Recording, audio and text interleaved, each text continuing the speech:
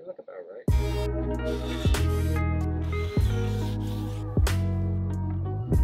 I'm Wright, and today I'm so excited to share with you the completed custom media center that my boyfriend Curtis and I built. We built this media center for our living room, and it was really a blank slate to start with. The ceilings aren't too high, so we wanted to go with a more low and wide type of design to draw the eye horizontally and make the ceilings feel a little bit taller. We pursued this project so various things in our living room could have an elegant place to live. We have the record player, Curtis's record collection, our TV, gaming consoles, lots of books, and some guitars as well. We designed the media center in 3 separate pieces that appear as one continuous piece. We wanted the flexibility of separating the 3 pieces in case we move into a different place or if we want a different arrangement. We had completed 2 of the 3 pieces before I started documenting the process in detail. So what you'll see is the building of the 3rd and final piece.